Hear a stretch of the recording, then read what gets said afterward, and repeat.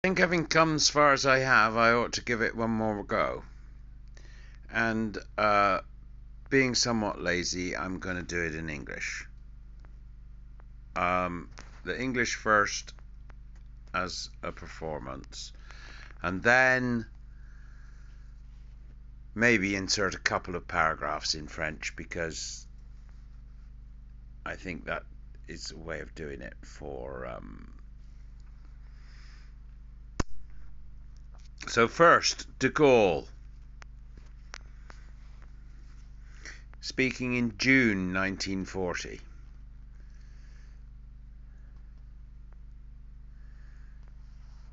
On the BBC. The leaders who for many years were at the head of French armies have formed a government. This government, alleging our armies to be undone, agreed with the enemy to stop fighting. Of course, we were subdued by the mechanical ground and air forces of the enemy. Infinitely more than their number, it was the tanks, the aeroplanes, and the tactics of the Germans which made us retreat. It was the tanks, the aeroplanes, and the tactics of the German that surprised our leaders to the point to bring them to where they are today. But has the last word been said? Must hope disappear? Is defeat final? No.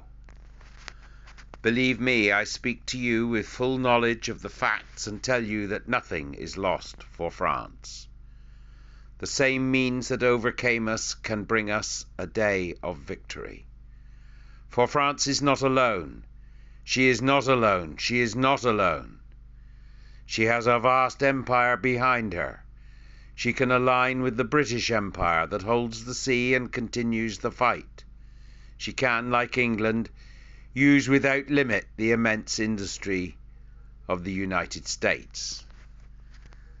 This war is not limited to the unfortunate territory of our own country. This war is not finished by the Battle of France. This war is a world war.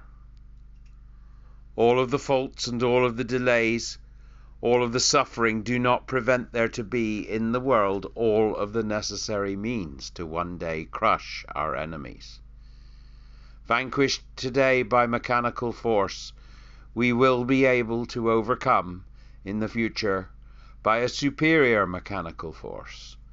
The destiny of the world is here. I, General de Gaulle, currently in London, invite the officers and the French soldiers who are located in British territory, or who would come there, with their weapons or without their weapons. I invite the engineers and the special workers of armament industries who are located in British territory or who would come there to put themselves in contact with me. Whatever happens, the flame of the French resistance must not be extinguished and will not be extinguished.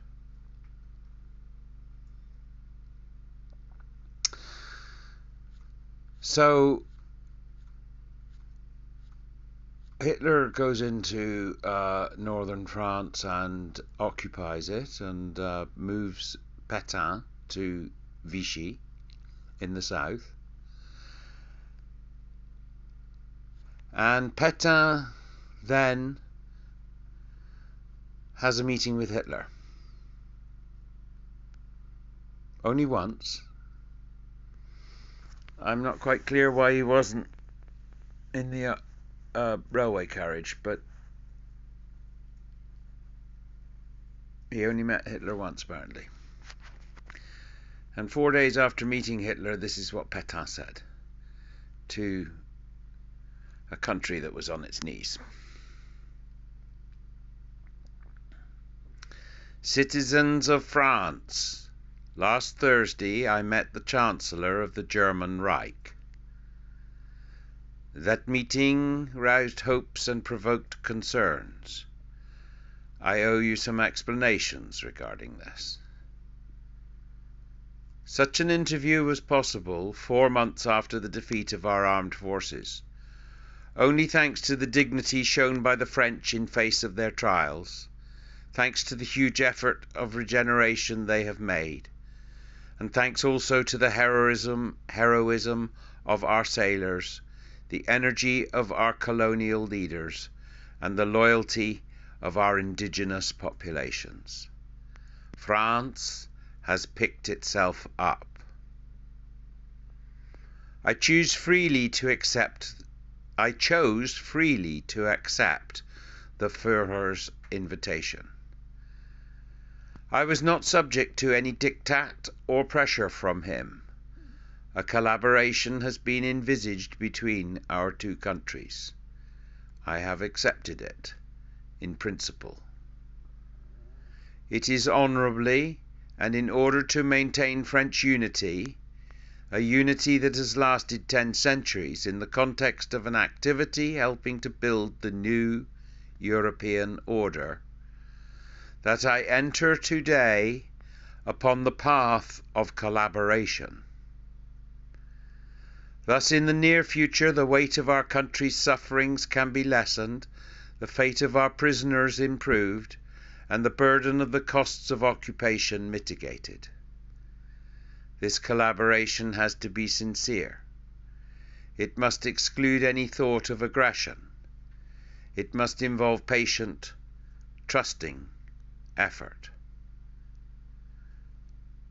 Moreover, the armistice is not peace. France is bound by many obligations towards the conqueror. At least it remains a sovereign state. This policy is mine. Ministers are responsible only to me. It is me alone that history will judge. Up to now I have spoken to you in the language of a father. Today I use the language of a leader. Follow me. Keep your trust in everlasting France.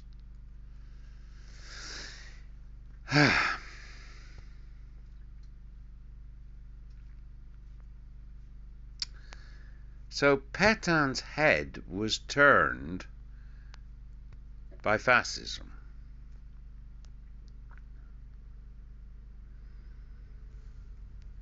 Being who he was, he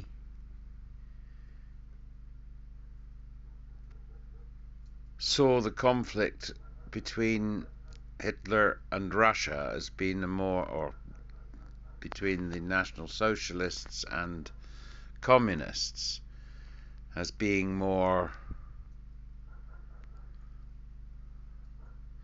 the direction of travel for Europe in 1940.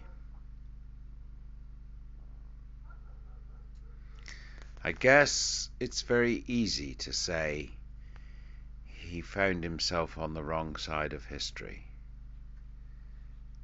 because with 1 million prisoners of war and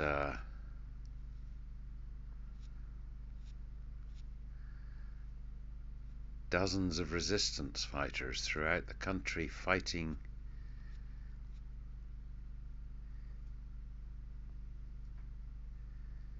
in a way that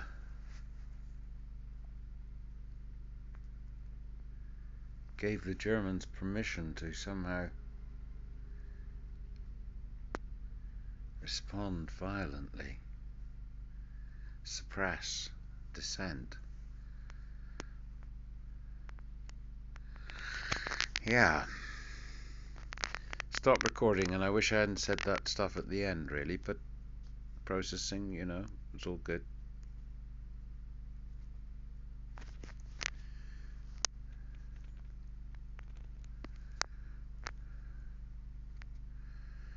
"10 minutes. Could I do that as a history